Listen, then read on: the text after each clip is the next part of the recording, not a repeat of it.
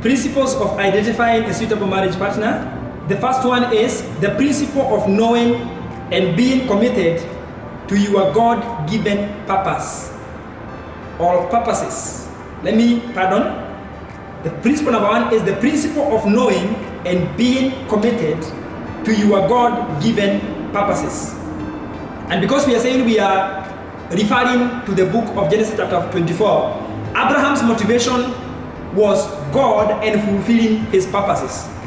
Motivation of Abraham in seeking or looking for a marriage partner for his son Isaac was not wealth, was not social status, it was God and fulfilling his purpose. He quotes God's promises of giving the land to his seed. Actually, he says that God told him, to your offspring I will give this land. He will send his angel before you so that you can get a wife for my son from there. He said these words when his servant asked him, what if, or peradventure, that girl refuses to come with me?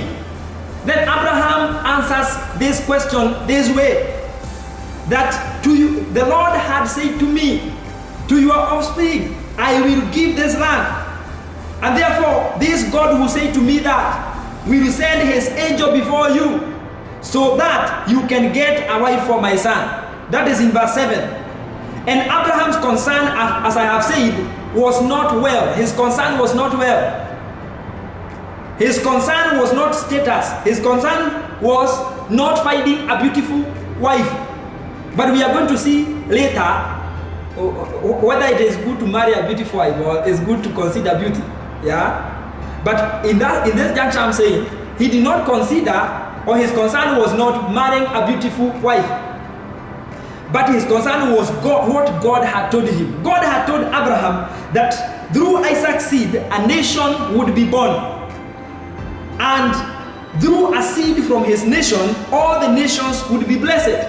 So he could not afford to make a mistake in identifying a marriage partner, because it is through the seed of Isaac that all nations would be blessed. The important thing is not marrying, but it's marriage in the purpose of God.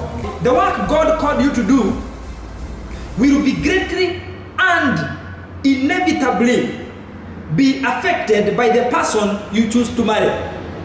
That purpose, that work, that assignment, because everyone is on an assignment here on earth. And once you have completed the assignment, or once the deadline for the submission of the assignment reaches, you will leave this world.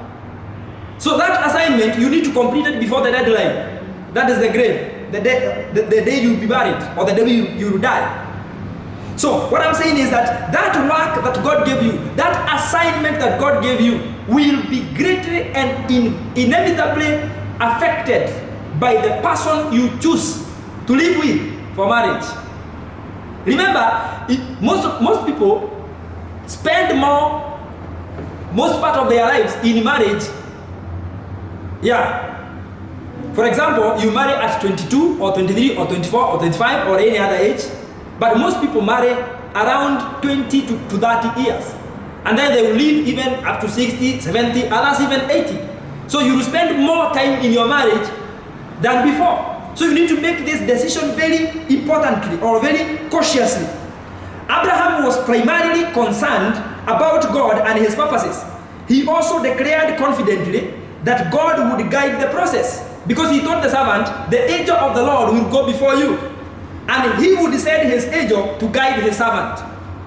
Abraham, as we have said, was concerned with God's purposes. Now, let me tell you something here. Avoid marrying for wrong reasons. Young people, please listen to me here. Don't marry for wrong reasons. Some of the wrong reasons of marrying are: one, loneliness. You want to marry because you are lonely. That's a wrong reason. Another reason, though I'm not saying that, okay, another reason is that people marry because someone has my pregnancy, or I have your pregnancy, So for that reason, let me marry you. And remember, I'm not saying you go defiling girls and making them pregnant, and then you say because we should not marry people because of pregnancy, I will not marry you. No, that one you have to be accountable, and remember you answer a case before God. So it is better you avoid impregnating other girls. Avoid impregnating them outside marriage. Wait until marriage, because that will cause you to marry for the wrong reasons. Yeah, another wrong reason is social pressure. Your parents are telling you you are getting older, marry. Your friends are asking you, when are you getting married? When are you married? We are getting impatient with you. No, that life you live is your life. Don't marry because of social pressure. Don't marry because of children. What if you marry someone alafu akosa watoto and they fail to get children? What will you do? So don't marry for wrong reasons. Marry for the purpose of God. Other people marry because of lust. Marriage never cures lust. As a counselor, I have dealt with very many people with addictions, and I can assure you one of the most crucial or serious addiction that young people are going through is masturbation and pornography, both for ladies and for gentlemen. And I can tell you, those who are not able to overcome addiction to lustful things or excessive lust before marriage, funnily enough, they continue with those habits inside marriage. Some will stop for a moment and think that they have healed completely. But after some time, maybe one month, 2 months, 3 months, they will relapse back to those behaviors. So marriage will not cure lust. So can you cure your lust before marriage? Because it's going to be the wrong reason for you to marry. You may get to the wrong partner because you are hasty, you are looking for someone to satisfy you sexually. Let sexual satisfaction not be the greatest drive for you to marry, but the purpose of God in your life. Is the person you are marrying capable of helping you to deliver the purpose of God? Or are they going to help you to destroy the purpose of God in your life? Because we are seeing that happening. Now, and I remember I'm not saying that everyone should marry. Some people are called to celibacy. But the book of 1 Corinthians chapter 7 verse 7, Paul says that more people are called to marriage than to celibacy or singlehood. If you are called to singlehood or to celibacy, observe holiness, and it's a gift from God. Singleness or celibacy is a gift from God. Just the same way, marriage is a gift from God. So I'm not insisting that everybody should get married. But I'm saying, for those who are called to marriage, you feel you want to get married, then you must be very careful when it comes to choosing a lifetime partner. Now, let me also say that when God and His kingdom are one's purpose in marriage, Scripture says that God will guide the process.